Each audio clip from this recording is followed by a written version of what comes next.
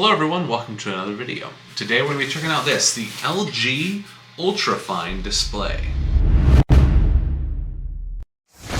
This is the 27-inch LG Ultrafine display that I got on a killer Black Friday deal. While it doesn't meet all of the criteria I was hoping to get from a monitor I was picking out for Black Friday, this one, on the price I got it, it was unbeatable. At $185 I think it was. I think it's originally like $250. This 27-inch display is a pretty dang good deal that I think I can cover the difference with some very affordable compromises. So let's go ahead and get started on the unboxing with this, and then we will show you the full setup tutorial and give you my final thoughts in the end. When you're doing your unboxing on yours, look for the open here tag. On the back side, your display is pretty close to the bottom of the surface here, so if you accidentally cut through too much on that, well, it could be a problem. So be very careful and open where it says open here.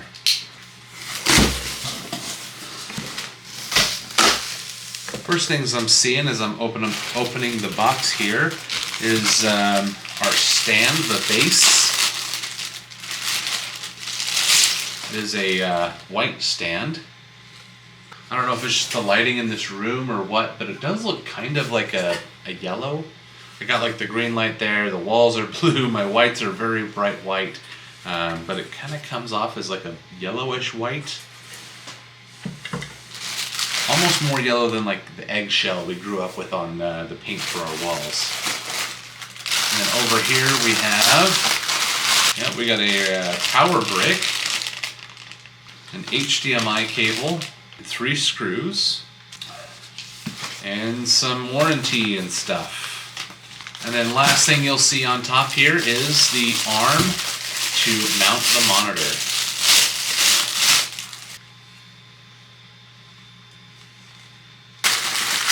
If we lift this up, we can see here is our monitor itself, the 27-inch display. Let's see. And then there are some notches here and here, right there, in the styrofoam for you to be able to reach down and lift your monitor screen up and out. So you can see that a little better now that the monitor's out. You can see here there's these little hand grip holes to grab it on the side so you can pull this guy out without damaging it. Our first look at the back of the panel, we have a display port and 2 HDMI ports, as well as our DC in. And it looks like we got even a headphone jack on the back here. And then we have our mount here for the monitor arm, as well as the VESA mount here. So if you want to mount this on a monitor arm, which is actually something I'm going to be doing, if you want to put this on a mobile arm to be able to move it around, that right there is what you'll be using. Let's go ahead and just get started assembling it the standard method that the manufacturer had for us. There's one screw that'll go here. Just screw that in. You know what's funny is on some monitor mounts, this screw here is actually a retained screw, so you can't even take it out. There you go. That's all locked in. This guy is ready for our monitor. Ain't she pretty? Wow, that is a very thin bezel. And then on the back side here, there are 2 holes here to screw in our monitor. We now have a solid monitor.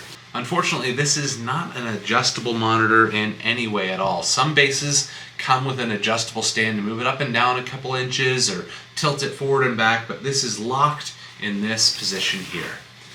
Let's go ahead and power it on and test it out real quick. Everyone's favorite part.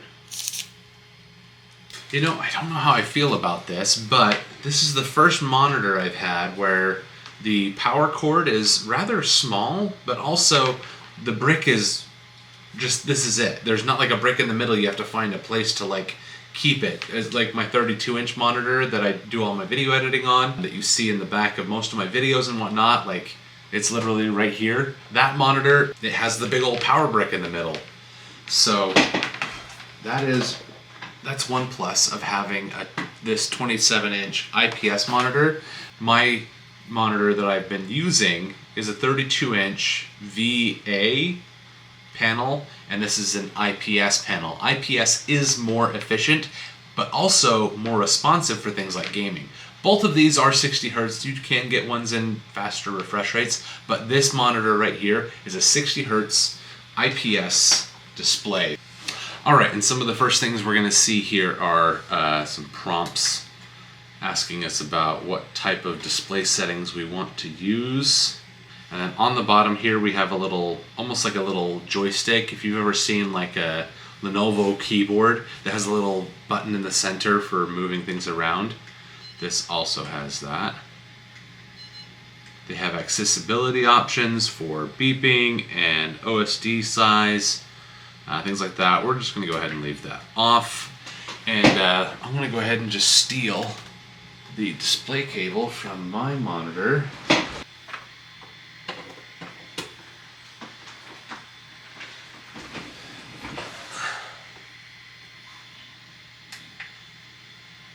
And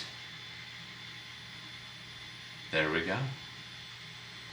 I would say this image quality is arguably better because it's taking the same amount of pixels, 4K pixels on a big screen, 4K pixels on a slightly smaller big screen, so 32 to 27-inch screen. The 4K pixels are smaller, more compact, and so you get a lot more detail in a smaller package. So it almost feels like these are sharper images, while at the same time they just look smaller. Let's go ahead and jump into just the Windows user interface here. I have LG's website pulled up right now, just scrolling through things like the comparison, comparing my old monitor to my new monitor here. And for starters, this screen is too low for me. I'm gonna raise my desk up. I like my monitor to be like closer to my eye level rather than like feeling like I'm looking down to it. I'm sure there's somewhere that's like, oh no, you shouldn't be like looking up at your monitor. You should be looking down at it. I'm like, nah, it doesn't feel as comfortable or something. I don't know. I'd rather look up to it. Is that a lazy thing? Am I doing everything wrong? Smart people in the comments, let me know. But some of the big differences here. So the VA display that was on my other monitor is a 3000 to 1 contrast ratio, where this IPS display here is a 1000 to 1. Is it an issue? No. I don't see there being an issue. The menu interface here is the exact same. If we go here, settings, brightness,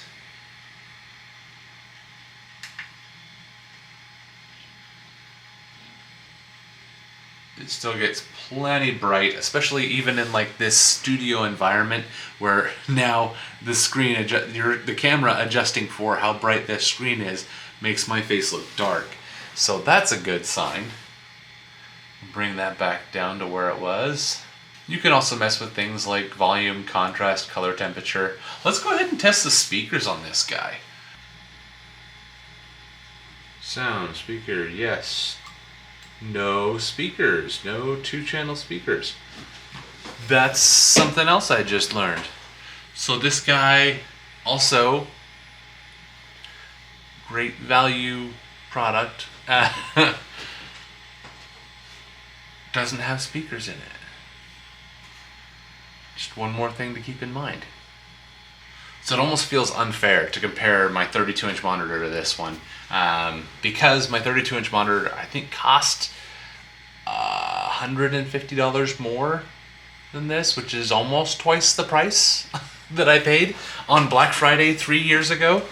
So while it is a much nicer monitor, right now the 32-inch, if you can get it, which it's out of stock, and I don't think they're going to bring it back in stock because it is so old, is $299, and then the retail price for this is $250. So for $50 more, the 32-inch one is a better deal, but it is a much older monitor. So that's something to keep in mind when you are shopping. This monitor does not have built-in speakers. It does not use USB-C. Neither of my monitors do that. It does have DisplayPort out. It does have HDMI port out.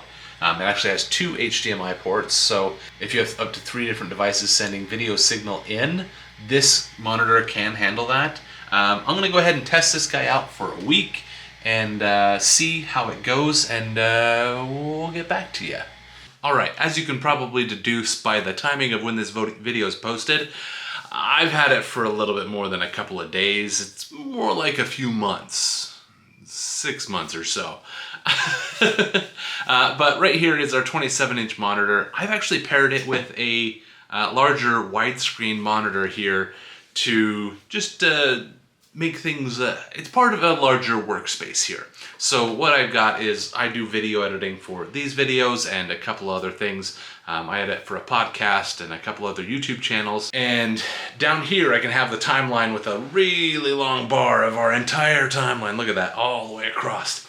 And then I can have the video itself up here in 4K, where this screen is 1440p, this is 4K. So you can have a higher resolution on this screen versus this one, so I get better image quality and whatnot than on this one here. Overall, is it a great standalone screen?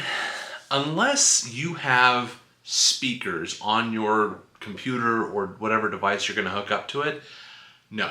The biggest rub for me on this thing is that it doesn't have speakers. It is a very affordable monitor. So if you are doing something like using it for reading or for document presentation or something like that in an office scenario where you don't need speakers, it's fine. It's great. It's good. It's actually really high quality because you get that 90% color accuracy with the DCI color gamut. I think it's DCI? DCI P3 color gamut. It's also compatible with HDR10. So if you are like a gamer and you would like to have a nice screen with high resolution, but you don't need to go too big because maybe you have limited space or whatever it is, or limited budget, this little monitor here would be good if you already have speakers. You can have better sound quality, or maybe just put in headphones. I know a lot of times in things like video games, having headphones gives you a lot more spatial awareness than most speakers will ever do. Now, in the first part, I did mention that it is 300 nits. Comparing this to my original monitor, the 32-inch LG monitor, it is the exact same. So that's not that big of a deal. It's a decent brightness. Honestly, I don't turn it all the way up to full brightness. So 300 nits is good. The contrast ratio is lower at 1,000 to 1 versus the 3,000 to 1, but my other one was like twice the price for an extra, I think, 5 inches. I don't know that twice the price is really worth it for that. Again, I already mentioned it, but it has 2 HDMI cables, a display port, and a headphone jack, so you can plug in headphones through the monitor itself if that makes more sense for you than a computer, if, say, your computer is not located somewhere as easily accessible as your monitor. When I was buying this, I thought I was getting a steal of a deal because I thought this one does take USB-C, but it was a different monitor I was looking at, and I got this one and the other one mixed up, but this one is doing just fine. It meets all of my needs, so not being able to use USB-C as a display port is not a deal breaker, but it is not a feature that this carries. Jumping back to gaming, I did mention that you could use it for gaming. It is limited though. Some people like to have that super high refresh rate. I'll be honest, most people probably don't need that unless you're like a super pro gamer. This does have a 60 FPS or 60 Hertz refresh rate. So 4K, 60 Hertz with a 5 millisecond response time. 5 millisecond response time brought to you by that IPS display versus my other monitor, which was a VA display. So that's just something else to keep in mind, is the different kind of display types. This one is a faster response time. When you are moving your mouse, you will get that response down to 5 milliseconds versus my VA display, which does not have as quick of a reaction time. This does have some cool features though. Like I was mentioning for like offices, it does have a blue light filter or a reading filter, to where if you are in an office, you are reading a lot of documents, you can put that filter on to reduce the strain on your eyes while reading. So that is something that can be quite valuable for an affordable display at 27 inches. This is not terrible. It is the right display for the right people for the right application. Is it perfect for everyone? No. But then again, neither is this giant display either. So weigh out your options, figure out what it is that you actually need, actually want from a display. Is it going to be your only display, or is it going to be a secondary display like this one here? Make those decisions before you're buying or while you're in your buying process to figure out what it is you actually need. Do you need that response time? Do you need speakers? Do you need USB-C compatibility for, say, a laptop, or to be able to connect it to a phone or things like that? There's a lot of other features out there that are available, but they also do cost more money. So making that exchange, adjustment, whatever you want to call it, is something that you can or will have to do when choosing the right monitor for yourself. So this one, for the more affordable price that it comes at, these are the features that you get. For Memorial Day, when I am releasing this is Memorial Day time frame, it is actually on sale. It's not as good as Black Friday, obviously, because Black Friday is like the deal of all deals. This was right now listed at $128 or $228 versus I think I saw on Black Friday at $185 is when I pulled the trigger. So displays are pricey. This one, not a bad deal. If you don't need all of the extra bells and whistles, it's actually a fantastic display. I use it for all of my video editing. If you have questions about this or anything else I've mentioned in this video or in other videos, feel free to leave those in the comments below. I'll do my best to answer those for you guys. I am an Amazon affiliate, so down in the description of this video will be Amazon affiliate links to be able to buy this for yourself. Using those links do help to support this channel with no additional cost to you. So go ahead and click that link and do your shopping from there. I did buy this with my own money, so don't be mistaken. LG doesn't know who I am, and I guarantee they don't care. I know this video sounds like a big knock fest of just picking on this LG monitor for not being everything I was hoping, and it's not as good as my previous monitor. I purposely went to a smaller monitor. I purposely went for an affordable monitor. I don't need extra speakers because this screen has speakers. I use headphones about half the time anyway when video editing, so I get a better sound profile of everything. So speakers on this was not at the end of the world. USB-C, obviously I'm running off of a PC. So again, don't need USB-C for a display because I'm running display cables and HDMI cables. All these little here and there things that I brought as downsides, they're things to be aware of, but not necessarily deal breakers. For me, I'm keeping it. I have it. I might get a new one next Black Friday just to see what's out there. We'll see what happens, but let me know what your thoughts are. If there are glaring issues that I don't know about, feel free to leave those in the comments below too. Thanks so much for watching, and I'll see you guys in the next video.